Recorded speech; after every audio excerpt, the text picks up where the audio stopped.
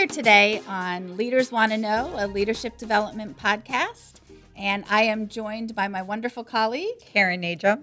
and also some folks from the Office of Communications. Could you take a minute and introduce yourselves? Sure. I'm Beth Visioli, and I'm the Executive Director for Communications. Hi, I'm Tracey, Wynne, and I'm the Senior Manager of Communications. Well, thank you so much for being here with us today. Thanks for having us. Can you talk a little bit about what crisis means to you all? Sure. The word crisis can mean a lot of different things when we're talking specifically about communications, which we're doing today, and it can impact a school community in a variety of ways. The ways that we often categorize it are by things that are very low level, low impact. Say a fire alarm goes off or a student leaves the building and you have to go out and look for them for a little bit. Something that may be more moderate but still have a short-term disruption, like a fight in the cafeteria or a student who's causing a disruption. And then you have your much larger incidents that have a bigger impact and tend to have a longer duration of impact to the school, such as a threat or an actual act of violence. There are other things that can be a crisis, maybe parents upset about a decision that a school leader has made, right? And you experienced that as a principal, I'm sure. Something political that, gets spun up into something. We're not really going to talk about that today. We're going to talk more about those day-to-day type of incidents that cause a disruption and whether or not you should communicate about those things. And the best way to do that and even the frequency with which you may need to do that. That's kind of the focus of today. Oh, that'll be good. The how, the why, the when. Yep. It's important. Yep. So Tracey, why don't you tell us a little bit about what's the most important thing for leaders to know? I think one of the most important things for leaders to know is the importance of safety and making sure that, students are safe and staff are safe, and also that, the principals themselves are keeping themselves safe, right? So that's the most important thing for them to focus on.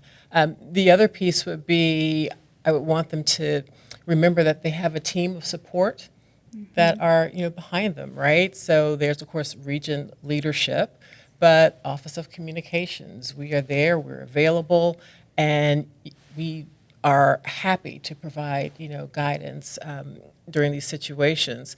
The other thing, too, is that I know Beth had talked a little bit about the cadence of communications, because in some cases, depending on, the level of the incident, there may need to be messaging going out every 15 minutes, for example. But that's something that we can do so the schools themselves can focus on the operational standpoint.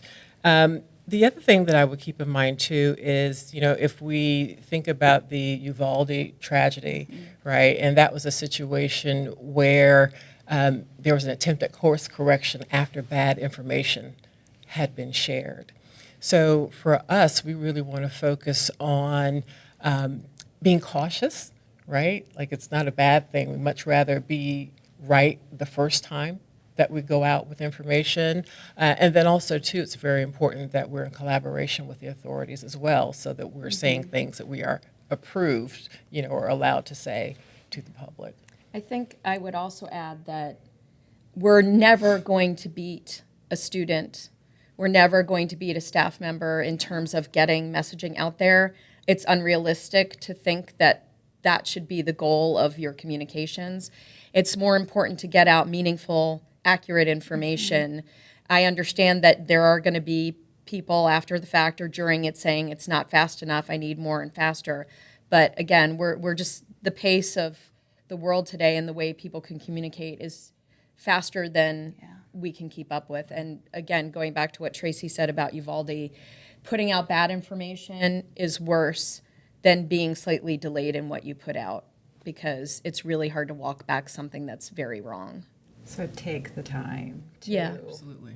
talk to the team that we're all here to support. Yep. Administrators as they experience these things that can pop up rather often. So what are some things that your office has put in place to support leaders in making these decisions? So I think first thing that I would mention is that, we are here, So communications available 24/7 to provide support to leaders.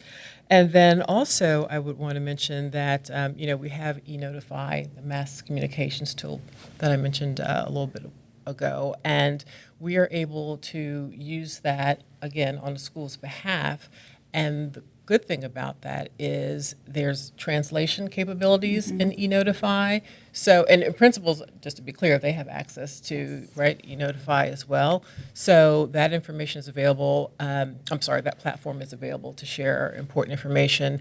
And it can also reach families by email and by text, which can be very important, Yeah. right, to have those two different means of communication. And then the other thing that I would want to bring up is that there are school incident support templates in a Google Drive that school leaders have access to. In fact, I think all principals have access to those documents. So for things that are more basic in nature, fire alarm, or there may be, trying to think of another good example.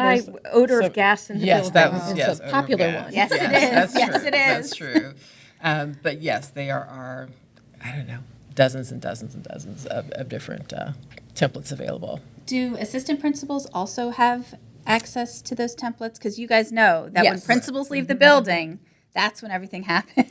I did a while ago put out there that it would need to be requested. Okay. The system doesn't allow for like group imports, but usually when an AP puts a request in, I pretty quickly like accept it and they're able to use it. But generally an AP is calling anyway. Right. Because, there may be a little bit less of a level of comfort with the decisions that they have to make when their school leader is not in the building. So, Okay, well, that's great that you Yes. give them access. Yep. Oh, Thank you. absolutely. So if leaders want to get in touch with your office, what's the best way? If whether it's a crisis or they just have a question, what's the best way to get in touch with you all? So the best way for somebody to get a hold of us is on our cell phones, which we are happy to share if folks reach out to us directly in the email system. It's really great to send a text and say, call me now or call me when you can. It's really helpful to get that text to contextualize if I need to, or Tracey or anybody from our team who's supporting it needs to step away from what we're doing. So I really love the text, but calling any method of, or emailing works too. But if you're in a pinch in that moment, like you can text us. So Beth, what about the day-to-day incidents that impact schools? Right. So earlier we talked about the different kinds of things that can happen, fire alarms, fights, and things like that. When we talk about whether or not we feel as though we need to communicate that beyond the people who were very directly impacted by it, we take three things into account. That's sort of our approach in the Office of Communications. One of those is it a safety issue? That might be something where there's a threat and a parent needs to make a choice about whether or not they feel it's appropriate to send their child to school. So that's one of the things that we take into account. The other one is, did it disrupt school operations? For example, you might have a medical emergency in the school and you need to have EMS in the building, and that disrupts the school day. It's something that a student might go home and tell their parents about, and you want to make sure that you're communicating about that situation so that it doesn't get confused, that you have the accurate information to families. The third one, and this one is always the hardest one, is, are there rumors being spread? And we're very careful about this one because one parent calling isn't rumors being spread. Right. So it really is subjective, and we'll have that conversation with principals like, well, who is talking about this? Where are the concerns with that?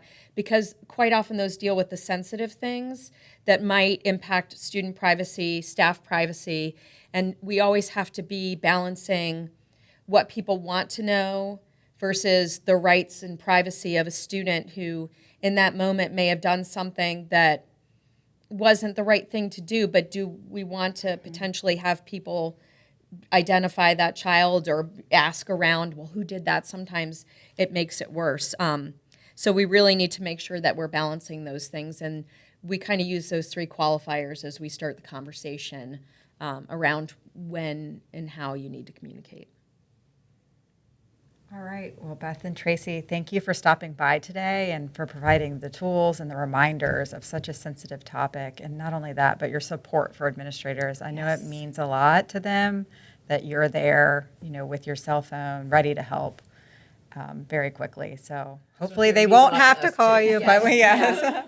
It does. It really does mean a lot to us that we can be there for people when they're in a difficult moment and maybe are feeling a little bit alone. A lot of times it's just, when we first get a hold of somebody, it's, are you okay? Right. And then that means so much It to them. does. yeah, and it means a lot to us to be able to support that, because we know for school leaders that responsibility for all of Weighs those heavy. Yeah, people it's is very so heavy. And if we can do just a little thing to make that a little bit, less of a burden, Yeah, then happy to do it. yeah. So if you don't have Beth or Tracy's number, email them so they can send you their phone number. And don't hesitate to use it. All right. Well, thanks again. Sure Thank thing. you for having us. Thank you. All right.